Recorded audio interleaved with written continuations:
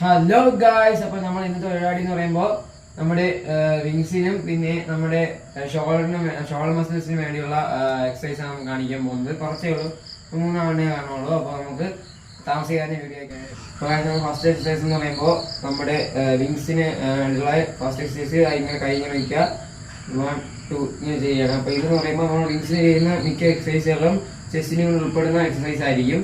അപ്പോൾ നമുക്ക് നോക്കാം.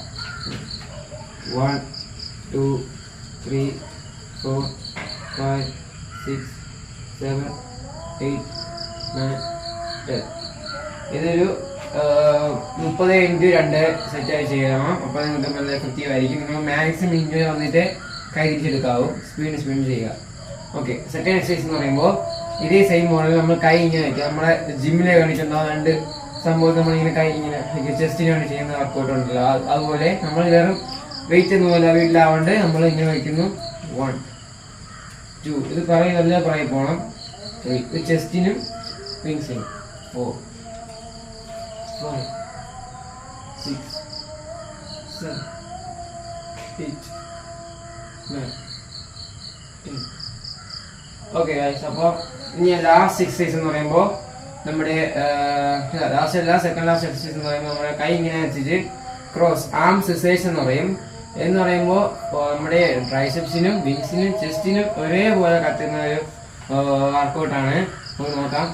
1 ഓപ്പോസിറ്റ് കൈ, അതായത് ഇപ്പോൾ ഫസ്റ്റ് ഇങ്ങനെ, സെക്കൻഡ് താഴെ വരും. അങ്ങനെ സിറ്റുവേഷൻ 1 2 3 4 5 6 7 8 9 10.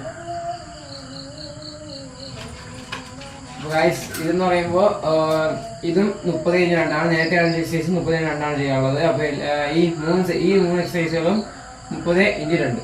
അപ്പോൾ ഇതിൽ ലാസ്റ്റ് എക്സസൈസ് എന്ന് പറയുമ്പോൾ പുഷപ്സ് ആണ്. അപ്പോൾ അതെന്ന് പറയുമ്പോൾ സാധാ പുഷപ്സ് നമ്മൾ ഇങ്ങനെ കൈ നേരെ വയ്ക്കാറ്. ഇതെന്ന് പറയുമ്പോൾ വൈഡ് ആം പുഷപ്സ് എന്ന് പറയും. നമ്മൾ കൈ വീതിക്ക് വയ്ക്കുന്നു, ചെയ്യുന്നു. ഇതെന്ന് പറയുമ്പോൾ ചെസ്റ്റിന് അങ്ങനെ ഏറ്റവും എഫക്റ്റ് ഉള്ളതാണ്. അതുപോലെ തന്നെ നമ്മുടെ വിങ്സിനും ഷോൾഡർ ബാക്കിനും ഷോൾഡറിനുള്ള നല്ലൊരു എഫക്റ്റീവ് എക്സസൈസ് ആണ്. 1 2 3 4 5 6 7 8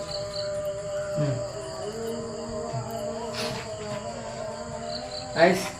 അപ്പോൾ നിങ്ങൾ എത്ര വിങ്സ് ജസ്റ്റ് കണ്ടാണ്. അപ്പോൾ ഇനി നമുക്ക് വേണമെങ്കിൽ ഒരു എക്സസൈസ് ഒന്ന് പറഞ്ഞുതരാം. എന്ന് പറയുമ്പോൾ ഷോൾഡറിന് നല്ല എഫക്റ്റീവ് ആയിട്ടുള്ള ഹാർഡായിട്ടുള്ള എക്സസൈസ് ആണ്.